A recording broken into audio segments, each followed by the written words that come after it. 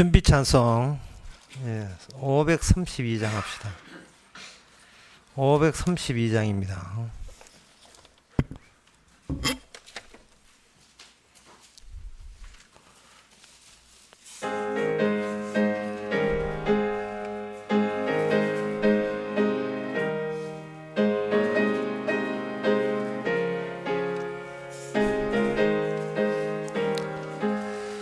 구름 같은 이 세상 모든 부귀영화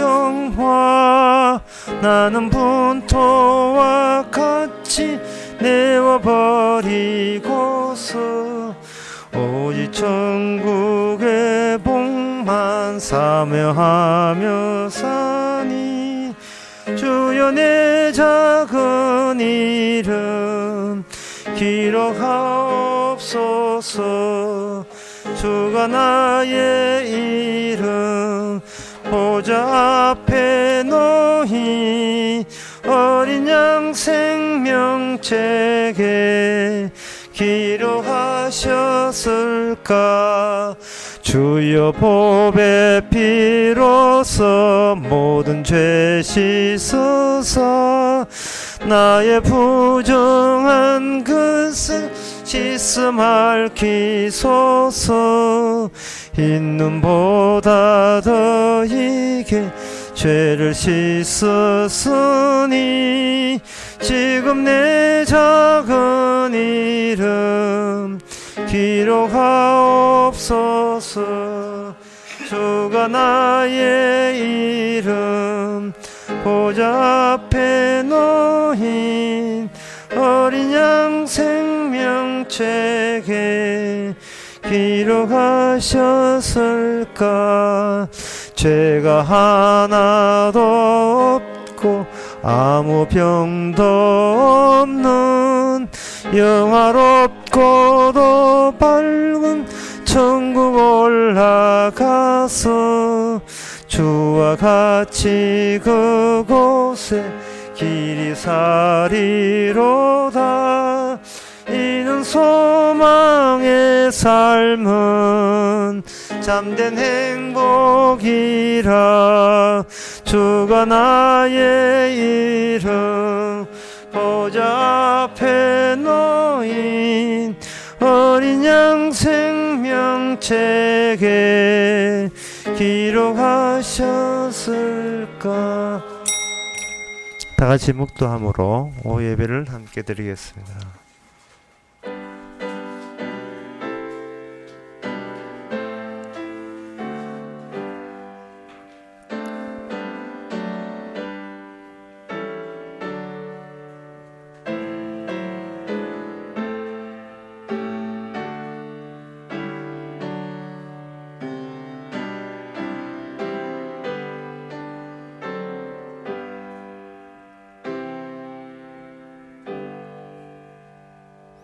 여호와께서 우리를 생각하사 볼 주시되 이스라엘 집에도 복을 주시고 아론의 집에도 복을 주시며 대선무른하고 여호와를 경외하는 자에게 복을 주시리로다.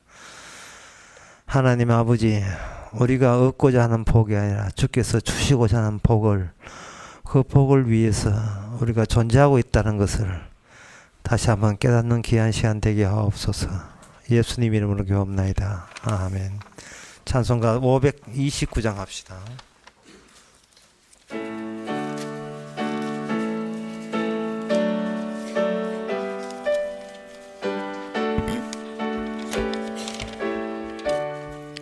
큰 무리 주의 옷산 중에 한 여인 따르며 주 권능 믿고 옷가를 만져 고병이 나왔네. 너도 그 옷가를 만져 병 고침 받아라. 그 권능 지금 너희에게 새 생명 되시네. 그 여인 뚫며 무릎을 꿇 말고 주 앞에 하는 말. 주님의 권능이 적이 되어 나 깨끗합니다.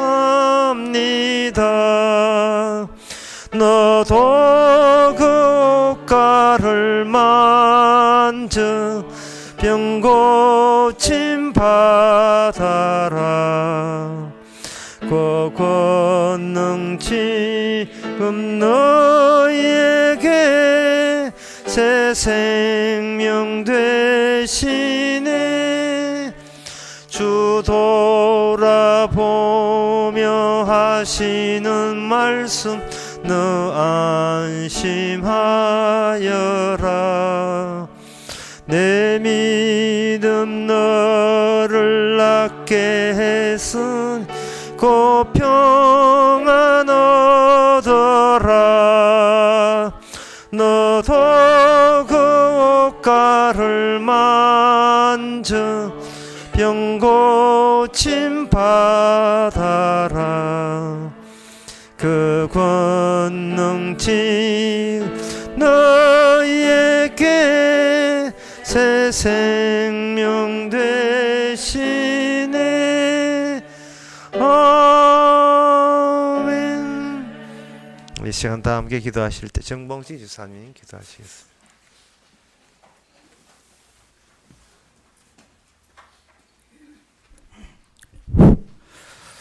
하나님 아버지, 오늘도 세상 속에서 가장 인간답게 살아가고 있습니다. 남의 불행이 곧 나의 행복이 되고, 교만하고, 남보다 나가 이뻐야 되고, 돈도 더 많이 벌어야 되고, 그런 삶이 오늘에 그치지 않고 내일 또 내일 이어질 것 같습니다. 그런 가운데에서도 십자가의 의미를 조금이라도 깨닫게 해주시고, 또 죄인임을 다시 한 번 더 생각해 해주시는 하나님께 무한한 감사의 말씀을 드립니다. 이와 같은 죄인을 구원하기 위해서 지금도 살아계셔서 우리와 동행하고 있는 하나님을 앞으로도 늘 찬양케 하고 범사에 감사하며 살아갈 수 있도록 예수님의 이름으로 기도드립니다. 아멘.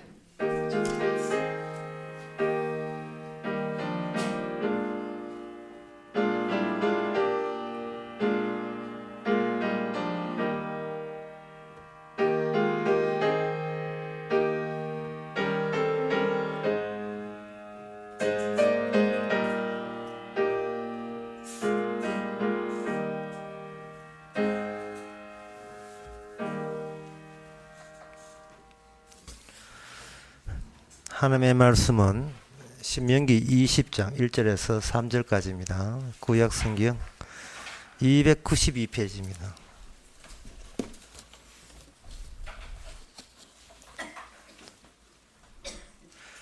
너가 나가 대적과 싸우려 할 때에 말과 병거와 민중이 너보다 많음을 볼지라도 그들을 두려워 말라. 애굽 땅에서 너를 인도하여 내신 내 하나님 여호와께서 너와 함께 하시느니라.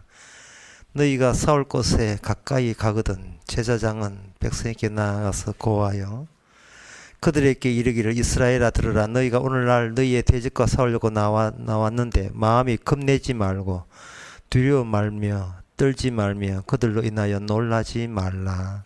아멘. 하나님께서 전쟁할 때 놀라지 말라고 하시는데 사실 우리 인간적인 면에서 아예 전쟁 자체가 안 일어나도록 하는 게 좋지 하시면 안 되겠습니까? 붙여놓고 떨지 말라 하지 마시고 조용한 게 좋다고 그냥 조용하게 살게 하시면 그렇게 하실 수 있는 능력도 하나님이 있는데 왜 조용하게 살지 않게 하고 의도적으로 겁낼만 하고 두렵고 놀랄만한 일을 만들어 놓고 놀래지 마라 이렇게 하니까 그러면 그 하나님께서 그걸 유발시킨 하나님의 의도가 뭔지가 상당히 난감할 겁니다. 그 의도를 제가 미리 말씀드릴게요. 하나님께서는 자기 백성을 하나님의 이 세상을 심판하는 기준점으로 사용하시려는 겁니다. 기준점을 세우려고 하시는 거예요. 어떤 식으로 심판이 감행되는지, 어떤 식으로 할 때 지옥 가고 어떤 식으로 천국 가는지를 그 기준점으로 우리를 삼으려고 합니다. 예수님 십자가 달리실 때 홀로 달린 게 아니에요. 양쪽에 두 사람 어떤 인간의 대표자를 할지요. 두 대표자가 등장했는데 하나는 지옥의 대표자, 하나는 천국의 대표자예요. 그 가운데 기준점이 뭐냐 하면은 예수님에 대해서 모르면 지옥, 예수님에 대해서 잘 알고 있으면, 예수님이 어떤 분을 알고 있으면 천국. 그게 최정점에서 비로소 드러난 사실입니다. 그래서 성도를 기준점으로 삼기 위해서 주님께서는 그 기준점이 물론 그 개인의 기준점 될 수 없어요. 내가 살아가는 것이 표준이다. 이래 되면 말이 안 돼요. 그럼 표준이 너무 많아서 안 되고.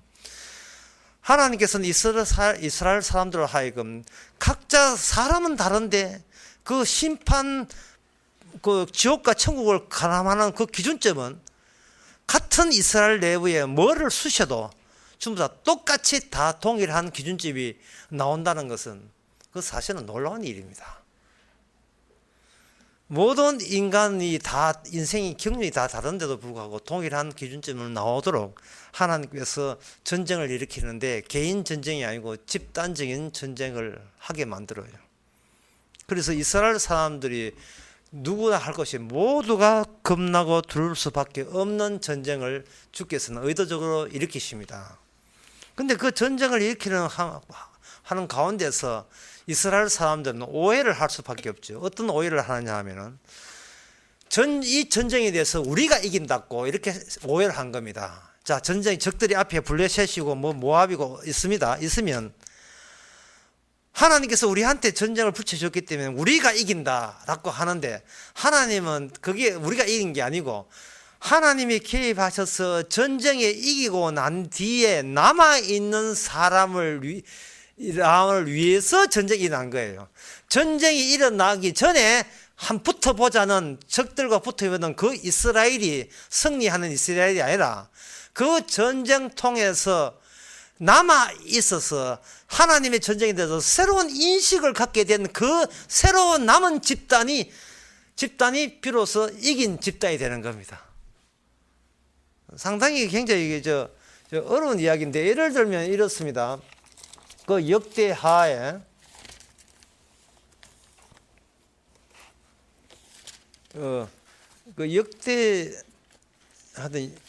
역대하의 그 아사왕 때인가 그때 전쟁이 있었어요. 전쟁이 있었는데 한번 찾아보겠습니다. 역대하 20장 15절 17절에 보면 하나님께서 아사가 여호사밧 때 전쟁을 일으켰습니다.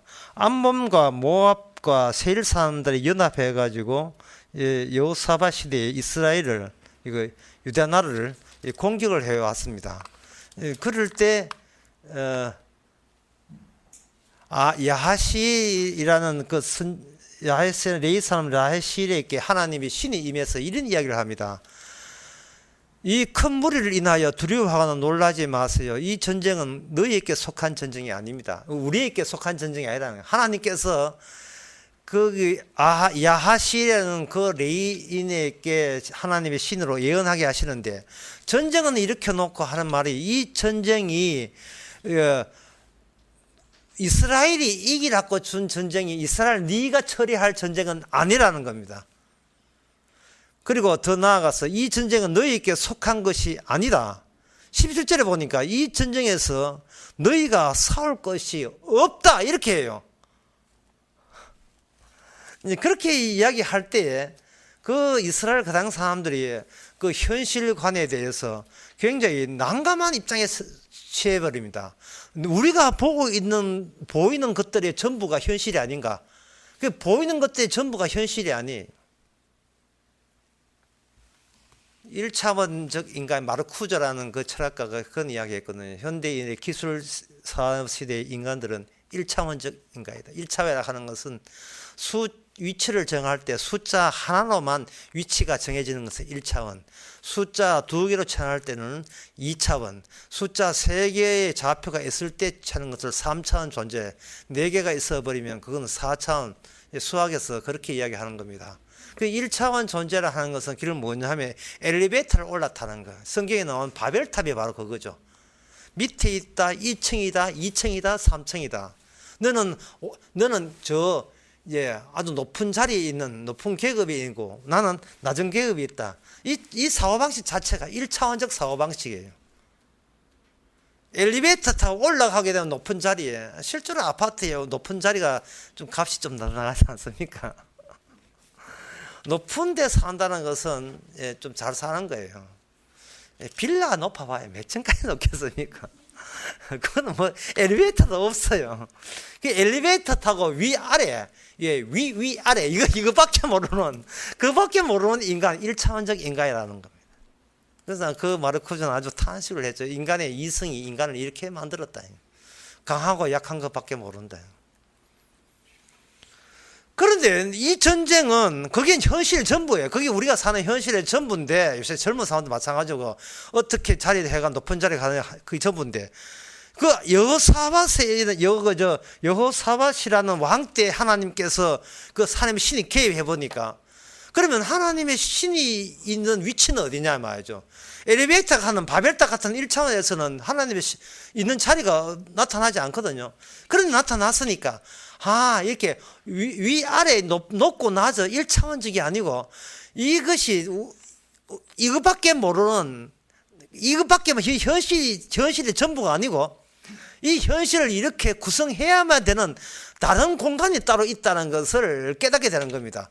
그래서 이 전쟁은 모압과 암몬과 그 세일 산 사람들의 연합적인 영합군이 공격했을 때, 이 전쟁은 그건 엘리베이터 타는 1차원적인 네가 해결할 전쟁이 아니고 2차원적으로 다른 동네에서 처리할 일이다.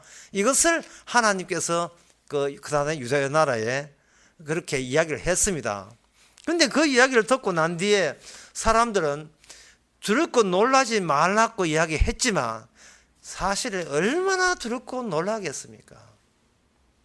하나님 가지만, 참 아침에도 하나님 사랑하는 게 진짜 소나 웃을 일이지, 인간들의 현실상에서는 하나님은 안 보입니다. 보이는 것은 사람밖에 없고, 그 사람에 대한, 이 세상에 대한 그 이해력이나 해석이라고 하는 것은 자기의 누적된 과거사를 경험을 해서 미래를 정리하고 대처하려는 그 이외에는 나온 게 없어요. 그래서 그 사람들이 그 당시 여호사밧의 휘하에 있는 그 백성들이 참 두려워하고 놀랐을 것입니다. 그런데 여기에서 그 여호사밧이 그 말 듣고 용감하게 뭘 하느냐 하면은 찬양대를 만들어요. 찬양을 만들고 노래를 불러버립니다. 노래를 부른다는 것은 뭐냐 하면, 이 전쟁이 이미 완료가 됐다고 치고 노래를 부르는 거예요. 이미 완료된 상태라고 이미 확정나고 난 뒤에 불려한 노래를, 전쟁하기 전에 이미 그 노래를 그 안에 집어넣어 버려요. 승리하리라가 아니라 승리했다예요. 승리했다. 예. 이미 이길 것이다가 아니라 이겼다. 예. 이미 이겼다는 거예요. 이미 이겨버린 집단화시키는 거예요. 본인들을. 이미 전쟁이 완료하고 난 뒤에, 그래서 살아남은 자들의 집단을 전쟁하기 전부터 그렇게 자기를 봐버리면, 결국 자기가 이미 구원받게 된 입장에서 이러면 구원 못 받아놨고 치고 들어오는 모든 그 이단들과 대적들은 주님의 개입을 증명하기 위해서 하나의 연출을 꾸미는, 한 연극무리를 꾸미는 셈이 되죠. 이 친절해. 설마 한다고 내 믿을 것 같으면 더 친절하고 싶은데, 이게 정말 얼마나 이 난해한 이야기입니까? 그런데 그 원칙이 어디에 있느냐 하면, 그 원칙이 바로 신명기 오늘 본문의 20장에 보게 되면 여기 되어 있습니다. 20장에 1절에 보면 두려워 말라. 그 다음에 나와 애굽 땅에서 너를 인도하여 내신 하나님. 그러니까 하나님 앞에 붙는 문장이 있어요. 애굽 땅에서 너를 인도하여 내신 하나님. 그래서 현재 이런 지시를 하는 하나님은 뭐를 포기 못하겠다냐 하면 출애굽 때 탈출했던 그 방식을 절대로 종주에 포기하지 않겠음을 분명히 다짐을 하는 하나님. 또 달리 이야기해서 애굽에서 나왔던 그 원리를 그 후대 사람 이스라엘 통해서 계속해서 반복시키고자 하시는 하나님. 그렇게 되는 겁니다. 그러면 우리 본문을 이 전쟁의 의미를 알기 위해서는 다시 출애굽대로 한번 돌아가 봐야 되죠. 출애굽기 12장 12절에 이런 말씀이 있습니다. 하나님께서 그날 밤에 애굽 땅을 두루 다니시며 사람과 짐승을 물은하고 애굽 나라 가운데 처음 난 것들을 다 치고 애굽의 모든 신에게 벌을 내리라. 여기서 애굽의 모든 신에게 벌을 내리라 하는 말씀에 대해서는 약간 해설이 필요합니다. 어떤 해석이 더 추가되어야 되냐 하면은 그 당시에 바로 왕은 라라고 하는 태양신의 아들이에요. 그런데 그 당시 애굽에는요, 신이, 그 태양신은 그는 독보적인 존재고 그 위에 많은 신들이 순차적으로 1차원적으로 엘리베이터 하는 식으로 수많은 신들이, 하급 신들이 많았어요.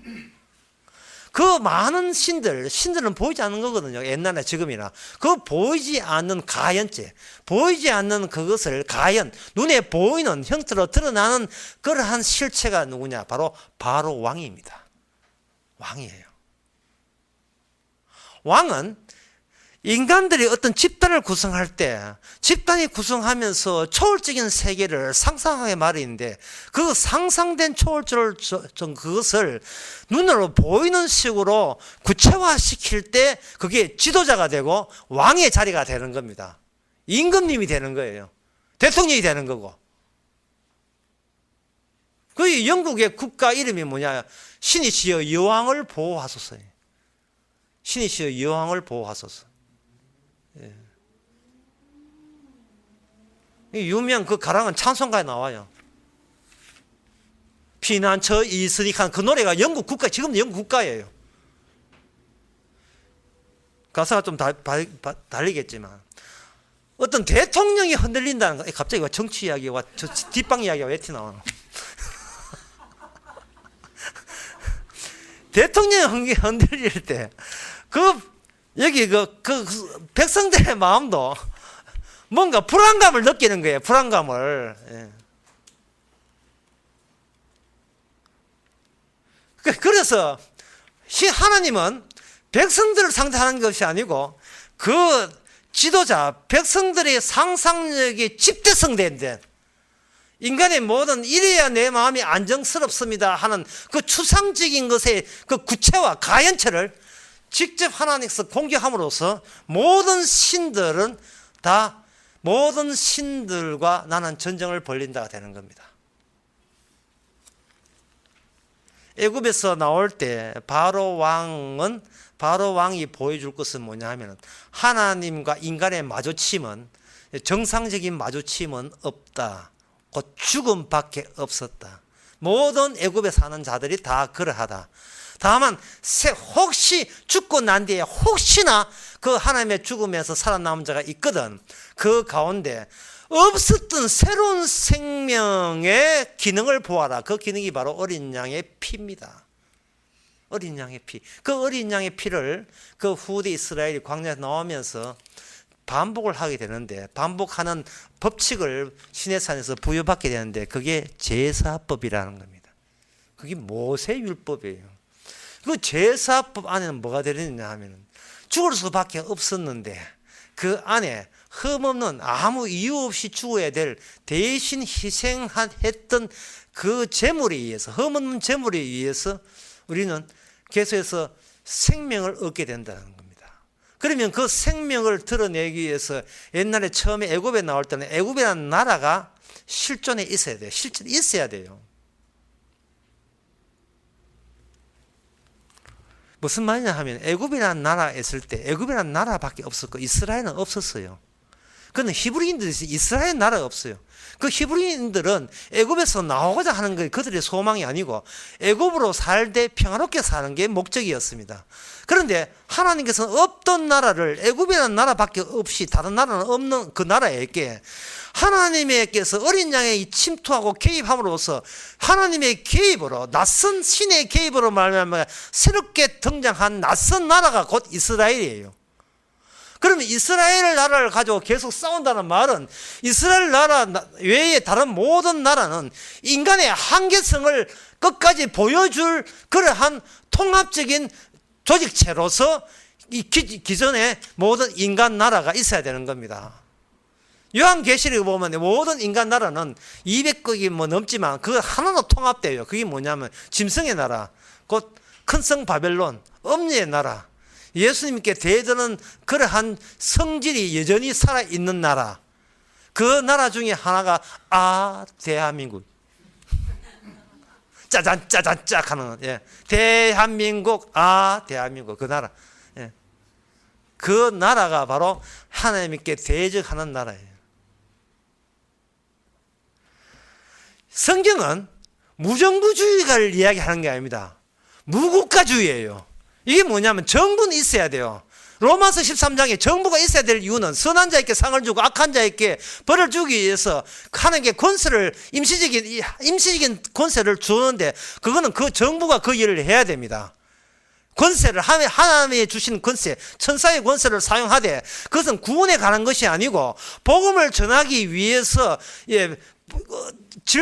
복음을 전하기 위해 선악체제로 체제를 갖추어져 있어야 돼요. 그래서 베드로 전서에 보면 네가 가진 권세 자인 자로서 기도하는 말이 거기서 나온 겁니다. 하지만 다니엘에 의하면 다니엘은 최종적인 저 모든 전쟁이 끝난 상태, 모든 전쟁은 하나님의 나라, 숨있는 나라와 보이는 이 세상의 모든 나라와의 전쟁이거든요. 이 모든 나라가 하지만 사실 모든 나라가 아예 악마의 나라예요. 단 하나의 나라예요. 하나의 나라의 다양성을 의미하는 겁니다. 이 모든 나라가. 그냥 미국 이민 가도 캐나다 이민 가도 소용없어요. 그 나라도 마찬가지입니다. 아무리 우리가 이주를 하고 여기 안 살고 딴 데 살아봐야 경치는 좋다마는 경치는 로키 산맥이 아닙니다. 라키 산맥이에요. 바람이 달라요. 이제 미국 갔다 왔는데 라키 산맥에 경치는 좋지만 우리가 하늘나라는 좋게 비교할 수가 없습니다. 하늘나라는 그하고 삼청천하고 그 세상나라고 어디 게임이 안 됩니다. 그래서 이 세상, 그러면서도 마귀는 자꾸 다들 발목을 붙잡아요. 여기서 네가 인간이 낳고 한 큰 소리 치고 가더라도 큰 소리 치고 가야지. 행세 깨나 해야지. 약간 이런 식으로 붙드는데, 참 우리는 그 발목에 붙들 때마다 뭘 놓쳤냐면 출애굽에 그 어린 양의 희생을 자꾸 놓쳐버려요. 다 잊어버린다. 그러면 어떻게 하나? 그럼 발목 잡는데 무슨 소리겠어요? 여기서 전쟁이 일어나는 겁니다. 하나님의 전쟁은 네가 구원 그 이후의 존재냐 아니면 아무리 해도 구원 안 되는 존재냐를 그걸 확인시키기 위해서 우리에게 전쟁을 유발시킵니다. 미리 이야기합니다. 그 전쟁은 이스라엘은 실제적인 땅 위에서의 영토 싸움이라면 신약에서는 내 내부의 싸움, 우리 자신의 내 마음의 싸움입니다. 세상을 쫓는 내 마음과 천국을 가야 될 내 마음과의 싸움에 여기서 하나님의 십자가의 능력이 임하게 돼요.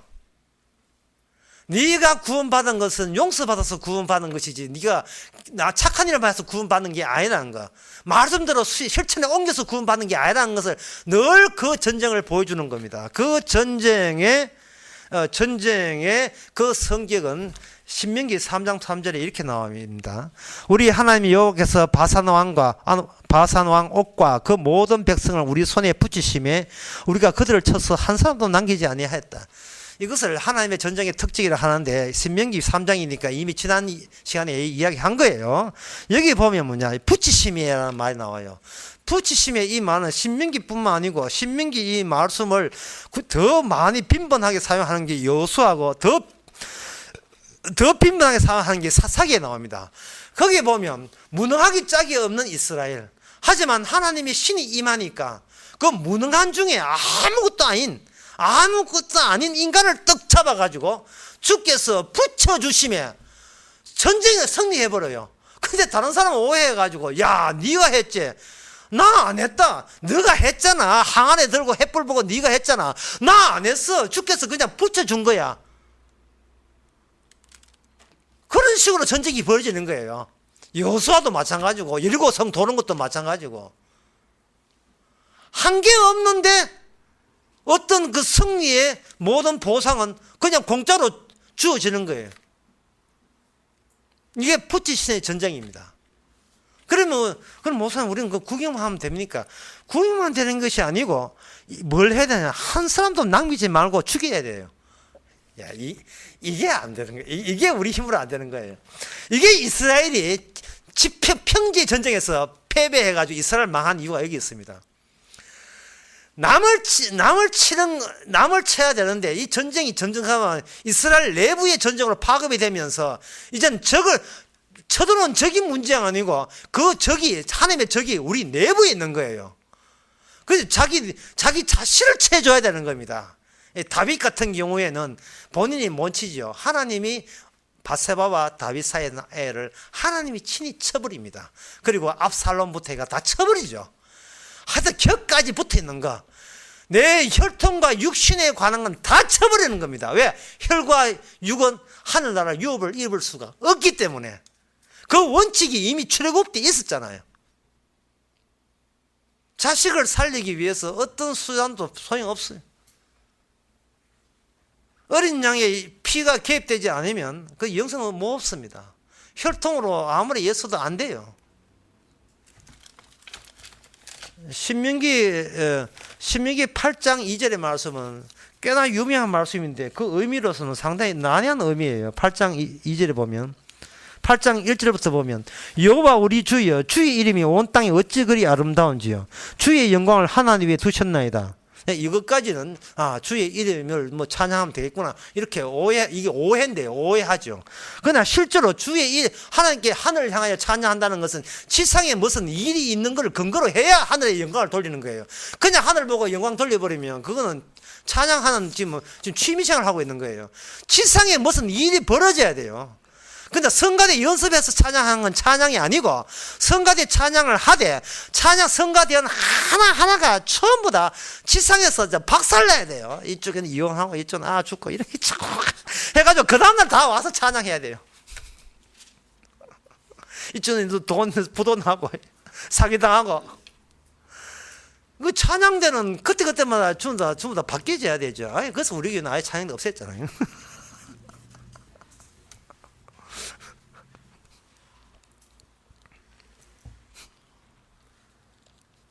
아까 그 예배 전에 속으로 얼마나 웃었는지.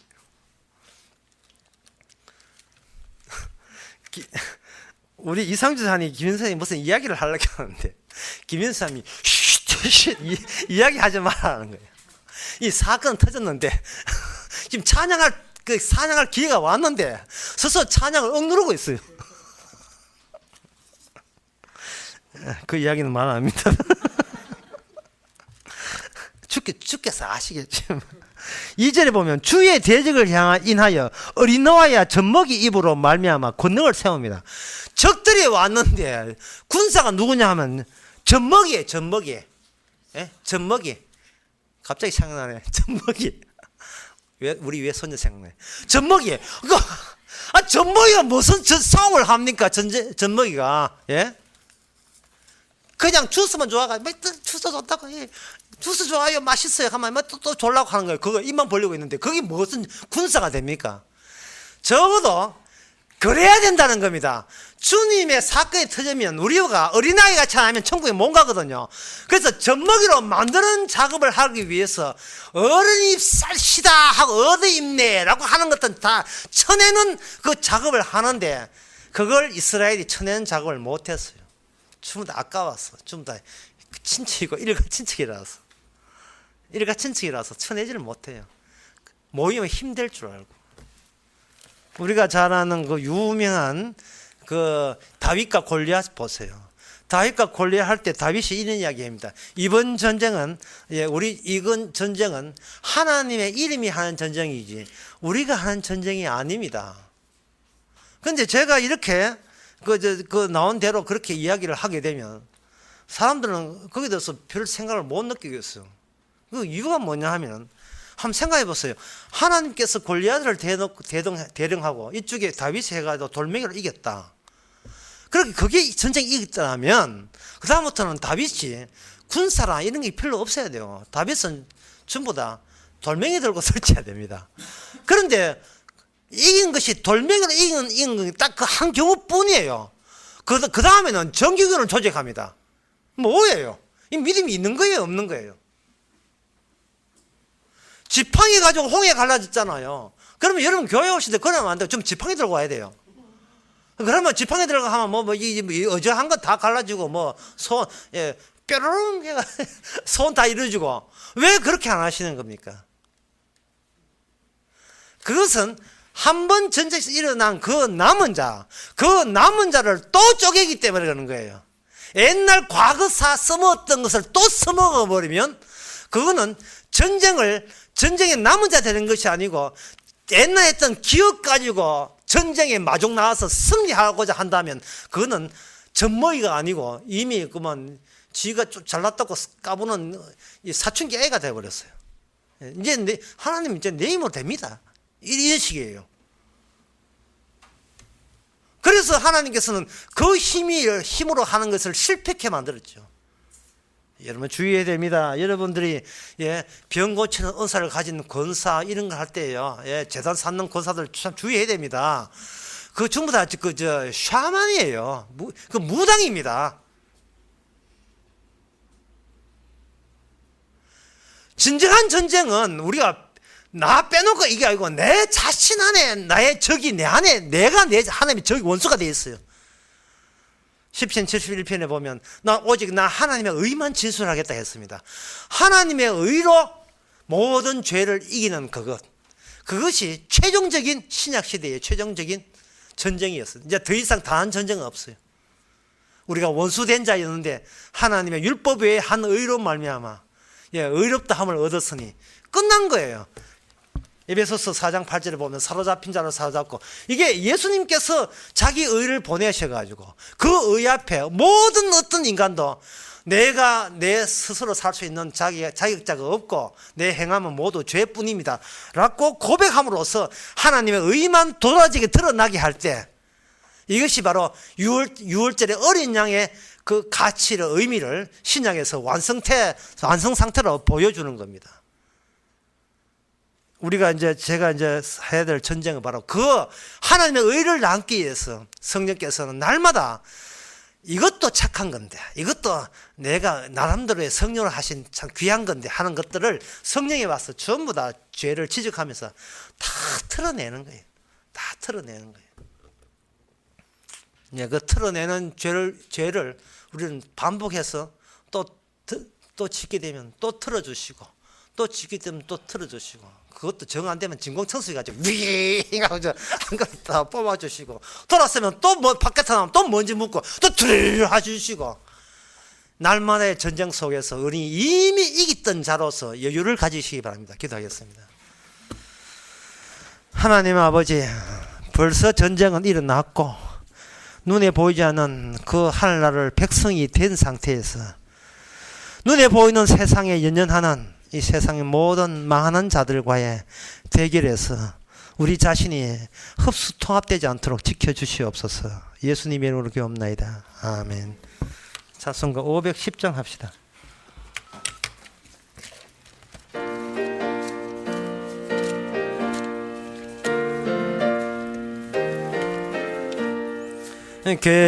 겟세마네 동산에 주를 생각할 때에 근심이나 걱정을 사양할 수 있을까? 나를 항상 버리고 주를 따라가겠네. 빌라도의 뜰에선 주를 생각할 때에 수치됨과 아픈 것 못 견딜 수 있을까? 길 참고 묵묵히 주를 따라가겠네. 갈보리산 올라간 주를 생각할 때에 나의 받는 괴로움을 비교할 수 없으리. 십자가를 짐으로 주를 따라가겠네. 무덤에서 부활한 주를 생각할 때에 환난이나 죽음도 두려울 것 없으리. 성전가를 부르며 주를 따라가겠네. 기도합시다. 지금은 우리 주 예수 그리스도의 은혜와 하나님의 크신 사랑과 성령의 충만하심이 더는 자기 능력으로 신앙으로 이길 생각하지 않는 모든 성도에게 주의 이름으로 축원하나이다. 아멘.